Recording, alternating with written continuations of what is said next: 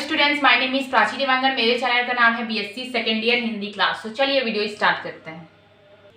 तो आज हम पढ़ेंगे खंड ग का अनुवाद के महत्व को लिखिए। अनुवाद करते समय किन किन बातों का विशेष ध्यान रखना चाहिए। वस्तुतः अनुवादक द्वारा मूल सामग्री का पठन से लेकर अनुवाद तैयार होने तक की प्रक्रिया अनुवाद प्रक्रिया कहलाती है। इसे हम कार्य आरंभ से लेकर कार्य संपन्न होने के बीच की प्रक्रिया भी कह सकते हैं। विभिन्न विद्वानों ने अनुवाद प्रक्रिया के विभिन्न चरण को लिखित किया।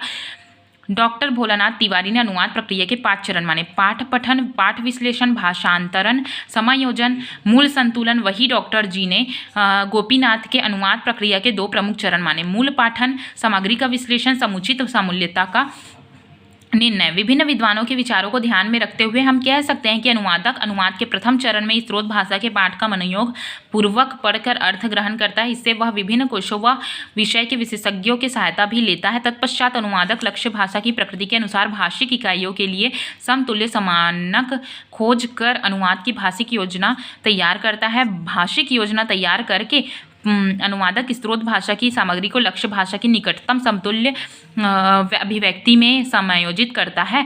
इस कार्य में उसे एकाधिक बार भी प्रारूप तैयार करना होता है। अनुवाद प्रक्रिया के अंतिम चरण में अनुवादक अनुदित सामग्री की पड़ताल करके इसे में यथासंभव सुधार का कार्य करता है। इसमें अनुवादक अनुदित सामग्री को मूल से तुलना करके किसी भी प्रकार के दोष का परिष्कार करता है।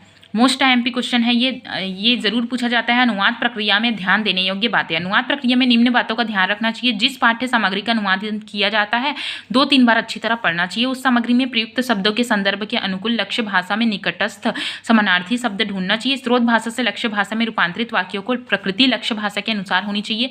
शब्दकोश के अर्थों की अपेक्षा व्यवहारिक ज्ञान भी आवश्यक है। इससे स्रोत भाषा में व्यक्त भावों का सटीक अभिव्यक्ति होता है। लक्ष्य भाषा के अनुरूप लिंग, वचन, कारक व व्याकरणगत संरचना का निर्माण किया जाना चाहिए। वाक्यों का अनुक्रम लक्ष्य भाषा की व्याकरणिक व्यवस्था द्वारा अनुशासित होना चाहिए। मुहावरों के स्थान पर मुहावरों के स्थान पर लक्ष्य भाषा से भी मुहावरों को ही रखा जाना चाहिए। कथ्य के भावों के अनुसार ही अनुवाद करना चाहिए। नेक्स्ट आईएमपी क्वेश्चन है, लक्ष्य भाषा और स्रोत भाषा में क्या अंतर है? उदाहरण सही स्पष्ट कीजिए। अनुवाद में स्रोत भाषा और लक्ष्य भाषा को समझाइए। ये मोस्ट आईएमपी क्वेश्चन है। ये जरूर पूछा जाता है पेपर में। तो चलिए एक बार देख लेते हैं। अनुवाद का शाब्दिक अर्थ होता है किसी के कहने के बाद कहना।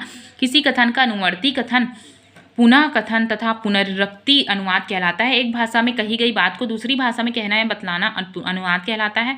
अनुवाद में एक भाषा की सामग्री को दूसरी भाषा में प्रस्तुत किया जाता है। पाठ सामग्री को दूसरी भाषा में प्रतिस्थापित किया जाता है। इस प्रक्रिया में एक स्रोत भाषा तथा दूसरी इस लक्ष्य भाषा होती है। अंग्रेजी के प्रसिद्ध भाषाविद के अनुसार अनुवाद एक भाषा की मूल पाठ सामग्री का दूसरी भाषा में मूल पाठ सामग्री का स्थानांतरण है।